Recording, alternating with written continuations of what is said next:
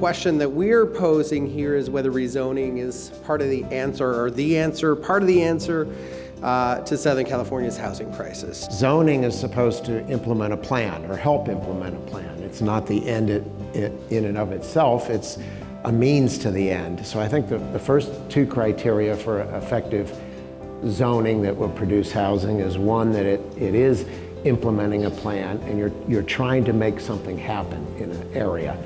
And the second one, which is often overlooked, is there has to be a market or economics that will actually do something with that zoning. Zoning's a conservative tool, and therefore I think the way to judge by where you should put a lot of effort on rezoning is where is zoning the barrier to housing production.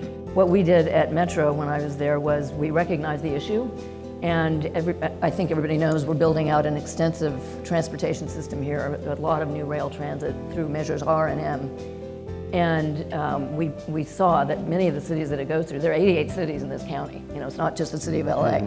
And many of the cities that the transit lines will go through don't have a lot of resources, don't have a lot of staff to do any rezoning. So we created a grant program.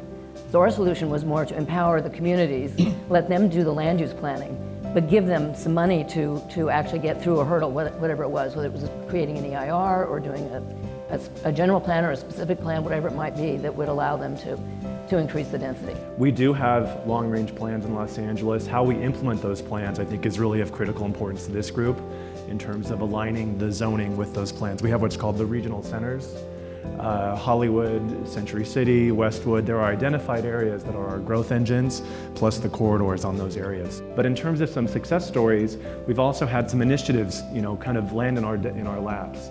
The Measure JJJ initiative, which was adopted in 2017, included a call for the planning department, actually, was really kind of a rare instruction to develop a transit-oriented communities program. And that had the idea of aligning development incentives, or essentially bonus zoning, around different transit stations. And I think one of the things that made that work is that it was initiative driven. Over about half of our incoming entitlements in the city of LA for residential construction are using the transit-oriented communities program. That's within 2 years, we've seen basically over half of our work shift to that program. So I think that program is successful. Maybe other programs have not been successful. In Seattle, there's been a major upzone in multifamily commercial areas.